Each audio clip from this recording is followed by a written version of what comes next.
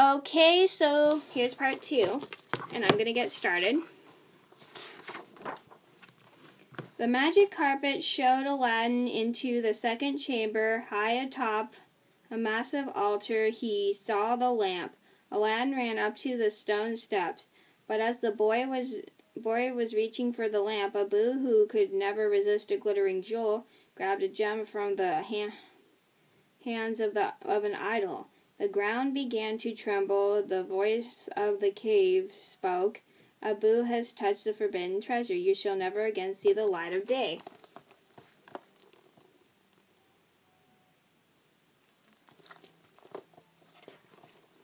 The altar began to crumble beneath Aladdin's feet. He snatched the lamp, ran down the swaying stone steps, and jumped aboard the carpet. The floor of the cavern was turning to molten lava, and Abu was in danger of dying. Aladdin grabbed Abu's paw and pulled him onto the carpet. As the cave began to collapse behind them, the magic carpet sped Aladdin and Abu toward the entrance where Jafar waited.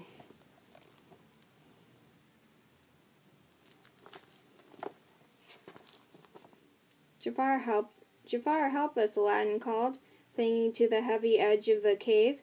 The lamp, give me the lamp, cried Jafar. He seized it from Aladdin's hand. Then from his robe, Jafar drew a long, gleaming dagger.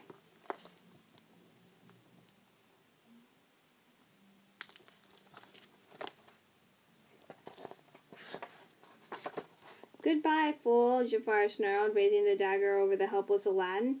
In a flash, Abu leaped from Aladdin's shoulder. Ow, Jafar shrieked as the little monkey's teeth bit into his arm.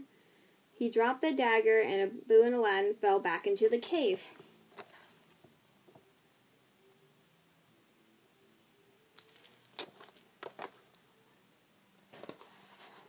The earthquake had stopped. The cave was as silent as a tomb. We're trapped in here, Abu, Aladdin despaired. That jackal stole the lamp. Now he'll never come back for us. Abu chirped and held up his paw. Aladdin's eyes widened. In Abu's paw was the lamp. You got it back when you bit him. Good work, Abu. Aladdin took the lamp. I wonder what's so special about this dusty old thing. He rubbed it, trying to get a better look at it.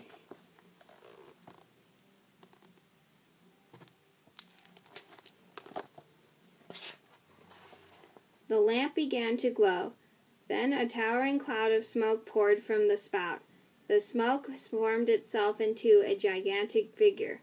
Say, you're a lot smaller than my last master, the giant said, looking at Aladdin.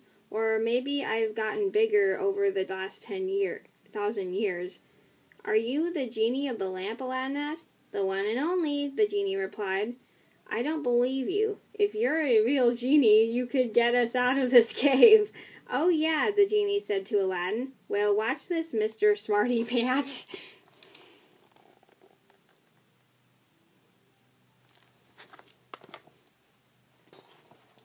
Quickly as a wink, they were out of the cave, soaring over the desert on the magic carpet. How's that, kiddo? Am I a genie or am I a genie? I guess you're a genie, all right, Aladdin said.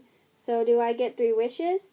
Yep, the genie said, but no fair wishing for 3 more wishes, Aladdin thought of the Princess Jasmine.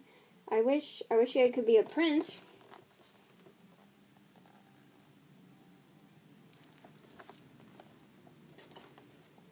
When Jafar returned to the palace, he came face to face with the very angry princess. I command you to release Aladdin. But, Princess, Aladdin has already been executed, Jafar lied.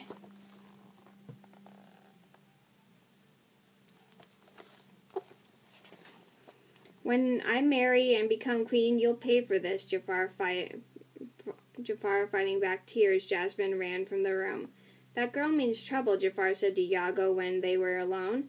Her wedding march will be our funeral march. Not if you marry her yourself, Iago suggested.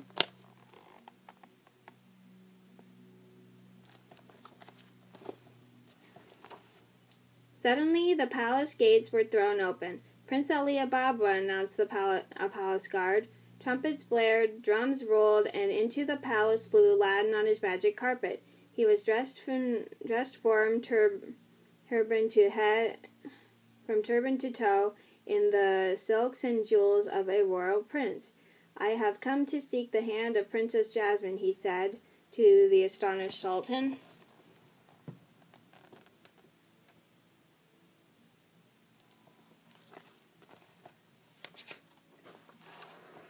That night, when Prince Ali took Jasmine for a moonlight ride on his magic carpet, she discovered that he was the same young man she had met in the marketplace.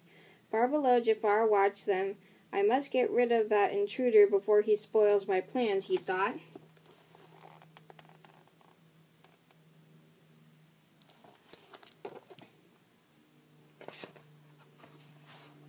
By the time the carpet had returned to the palace, Jasmine knew the man she wanted to marry.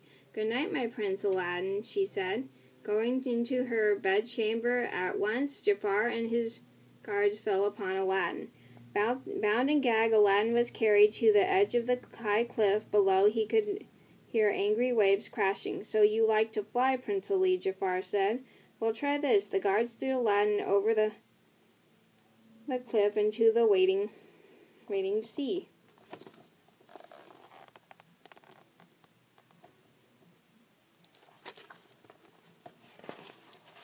Aladdin dropped like a stone into the sea. As he sank below the waves, the lamp fell from his tunic. He strained against the ropes until one hand was free. He rubbed the lamp. The genie appeared. "Never fails," he complained.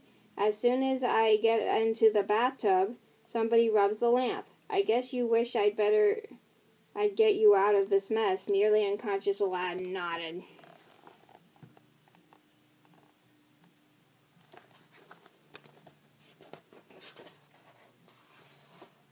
In the palace, Jasmine had made a decision. "Father, I want to marry Prince Ali." "Excellent," the Sultan rejoiced. Jafar stepped forward. "I'm afraid that's impossible, Princess. Prince Ali has gone away."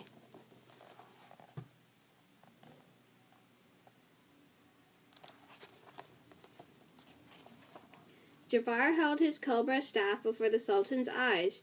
"But your father has something to tell you, Princess," Jafar smiled. "You will marry Jafar," the hypnotized Sultan droned. "Never," Jasmine cried. "Father, what's wrong with you?" "I know," said a voice from the doorway.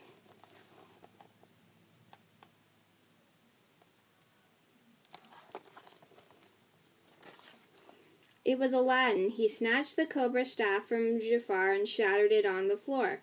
"The traitor has hypnotized you, your majesty," Aladdin said to the Sultan, who was now free from the spell. Jafar ran from the room, but not before glimpsing the lamp in Aladdin's robe. Later, hiding in his laboratory, Jafar plotted. "So Prince Ali is Aladdin," he said. He has the lamp. At dawn the next morning, Iago crept into Aladdin's room and stole the lamp.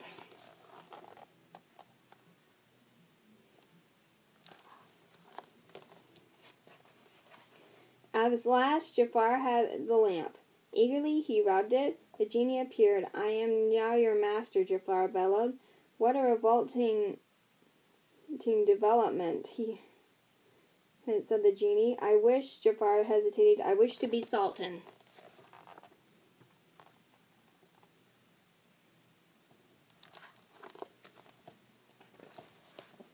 That day, nearly everyone in the city of Agrabah was crowded beneath the palace balcony to hear the Sultan's happy news. "My daughter has chosen Prince Ali to be her husband," the Sultan announced. The crowd cheered. Then the crowd gasped.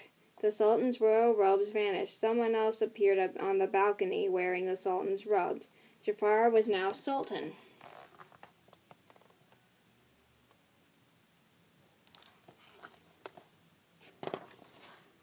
We will never bow to you," Aladdin said angrily. Jafar held the magic lamp high. "Then you will cower," he exclaimed, rubbing the lamp. "Genie, I wish to be the most powerful sorcerer in the world." "I don't like it, but you got it, master," the genie replied. "And my first trick," the newly made sorcerer said, "I banish Aladdin to the ends of the world."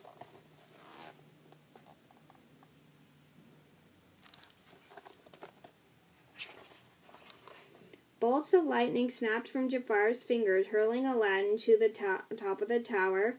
The tower snapped off, and like a rocket, it sped to the bound snow ends of the earth.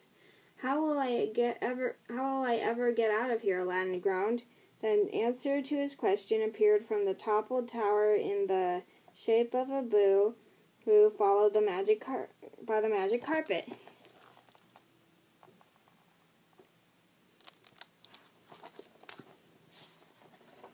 Meanwhile, back in Agrabah, the poor Sultan was hanging from the ceiling of his throne like a marionette, watching as Jafar ruled his kingdom.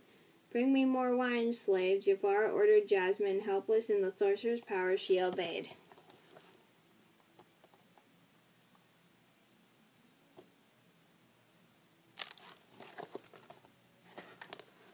Clinging to the magic carpet, Aladdin and Abu swept out of the sky into the palace.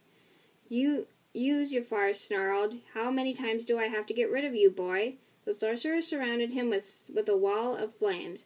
"Are you afraid to fight me, you cowardly snake?" Aladdin challenged Jafar. "A snake, am I?" Jafar replied. "So be it."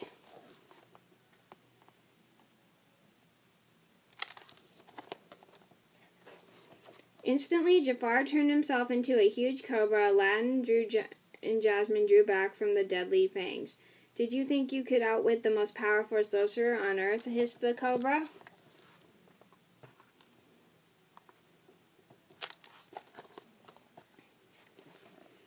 As the gigantic cobra raised its head to strike, Aladdin thought quickly. "The genie has more power than you'll ever have, Jafar," Aladdin exclaimed. "You're right, the power mad," Jafar agreed. He caught the lamp in his coils.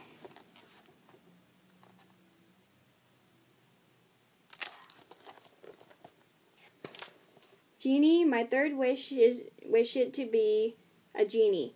The cobra vanished and Jafar towered over Aladdin in the shape of a giant genie. "Now I have absolute power," he crowed.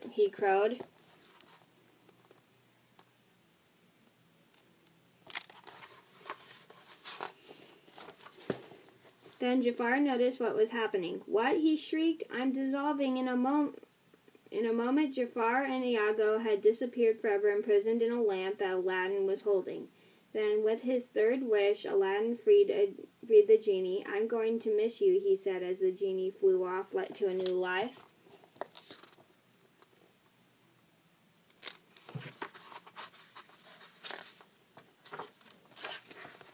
The first thing the Sultan did when he became Sultan again was to change the law. Princess Jasmine can marry anyone she wished, and since she wanted to marry Aladdin, that's exactly what she did. Okay, so that was me reading Aladdin. Thank you guys for watching. I'm sorry this was kind of long, but that's how long the story is. So, thank you for watching. Bye.